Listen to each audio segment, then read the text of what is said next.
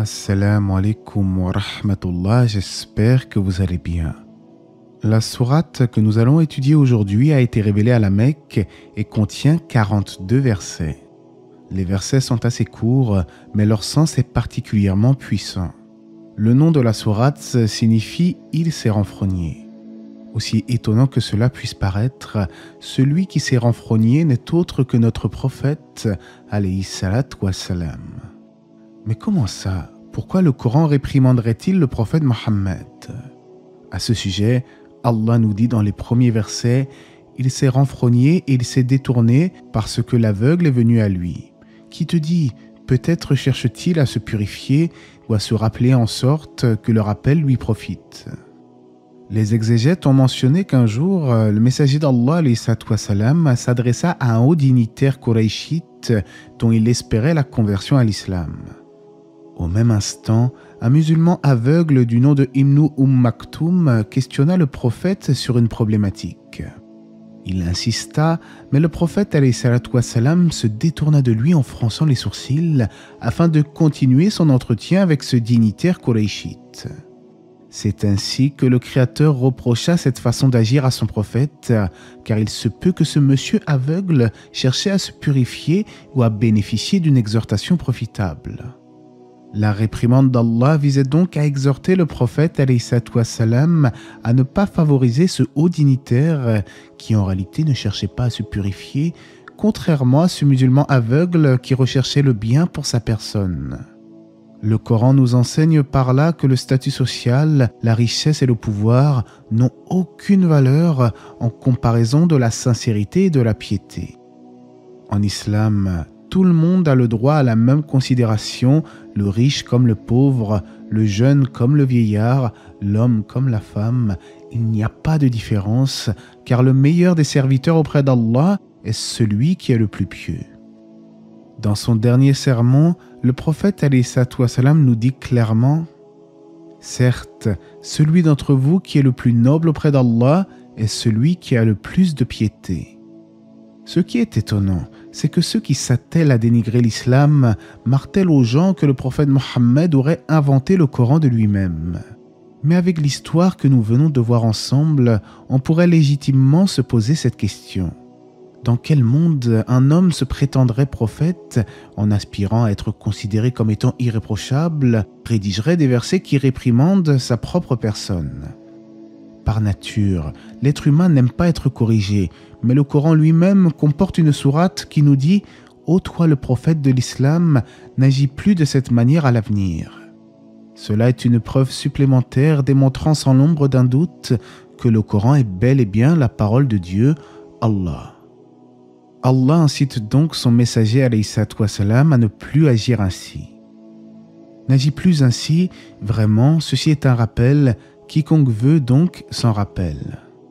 Certains érudits expliquent que le passage « ceci est un rappel » renvoie à l'exhortation concernant le fait de mettre tous les hommes sur le même pied d'égalité. Pour d'autres, il s'agit du Coran de manière plus générale. C'est ainsi qu'Allah nous dit ensuite « consigné dans des feuilles honorées, élevées, purifiées, entre les mains d'ambassadeurs nobles, obéissants ». Il s'agit du Coran préservé qui se trouve dans les feuillets honorés auprès des anges. Les anges sont des ambassadeurs qui transmettent la révélation, comme c'est le cas de l'ange Jibril, alayhi salam. À partir du verset 17, Allah souligne l'ingratitude de l'homme. Que périsse l'homme qu'il est ingrat, de quoi Allah l'a-t-il créé? En d'autres termes, qu'est-ce qui pousse l'homme à renier son Créateur alors qu'il n'a été créé que d'une simple goutte de sperme? Il le crée et détermine son destin, puis il lui facilite le chemin. Autrement dit, Allah a créé l'homme et a déterminé le terme de son existence, sa subsistance, ses œuvres et le fait qu'il soit heureux ou malheureux. Puis, il lui a facilité le chemin en lui exposant clairement la voie du bien et du mal, tout en lui facilitant d'œuvrer en ce sens. Puis après cela, Allah le fera périr, puis le ressuscitera pour le jugement. Allah poursuit la sourate en disant « Eh bien non, l'homme n'accomplit pas ce qu'il lui commande. » Mujahid explique que personne n'accomplit jamais tout ce qui lui est imposé. Pourtant, l'homme ne considère-t-il donc pas sa nourriture, sa boisson et tous les bienfaits qu'Allah a mis à sa disposition? Dans la mesure où l'être humain a tendance à oublier cela, Allah rappelle ses bienfaits. Il fait pousser les cultures et créer l'eau et les pâturages afin de nourrir l'humanité. Cependant, malgré tous ces bienfaits, beaucoup négligent leurs responsabilités spirituelles. C'est alors que le Créateur nous dit au verset 33 « Puis, quand viendra le fracas, le jour où l'homme s'enfuira de son frère, de sa mère, de son père, de sa compagne et de ses enfants, car chacun d'eux, ce jour-là, aura son propre cas pour l'occuper. » Cela signifie qu'au jour du jugement, même les gens qui étaient très proches ici-bas se fuiront les uns les autres, car chacun se préoccupera de sa propre personne. En fait, nul ne pourra redistribuer de ses bonnes actions à quelqu'un d'autre. Cela souligne la gravité de ce jour où chaque individu dira « Nefsi, nefsi, mon âme d'abord, mon âme d'abord ». La sourate se termine en décrivant la séparation des êtres humains au jour du jugement.